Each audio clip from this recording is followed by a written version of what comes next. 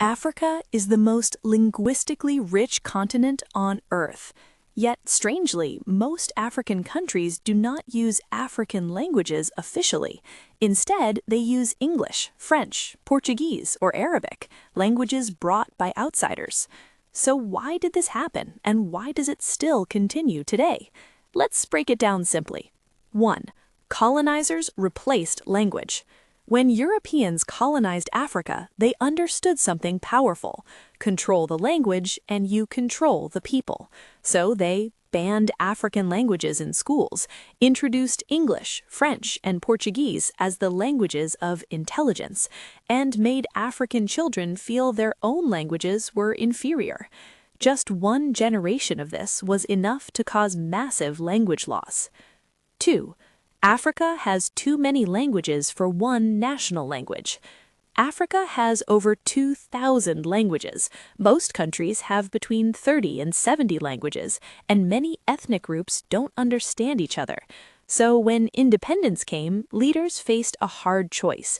If we choose one African language, we risk favoring one tribe over others, and that could lead to conflict or even civil war. Example: Nigeria has over 500 languages.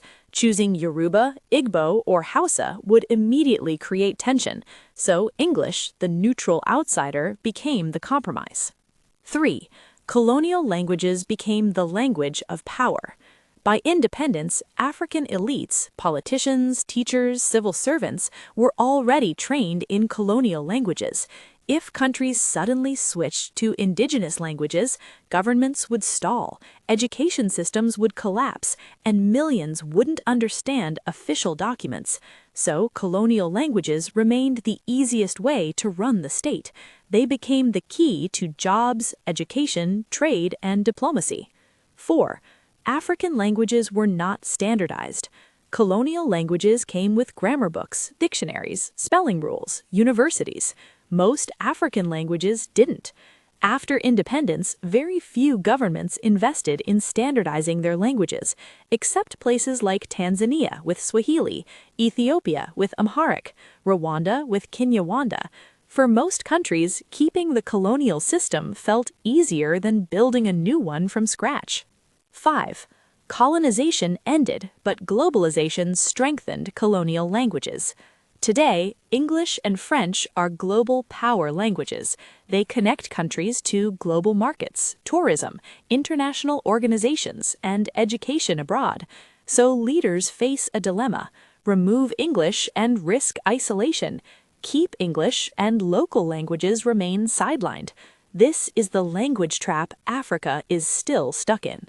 6. But things are starting to change. Some countries are reclaiming their languages, like Tanzania elevated Swahili nationally and regionally. Ethiopia uses Amharic. Rwanda promotes Kinyarwanda. South Africa recognizes 11 languages. Zimbabwe recognizes 16. More Africans are reclaiming their languages, names, and identity. The change is slow, but it's real. In conclusion, Africa uses colonial languages because they became the neutral middle ground, the language of power, and the system everyone already understood at independence. But African languages are far from dead. They are rising again through music, culture, media, and education. Subscribe for more African history, culture, and diaspora stories explained simply.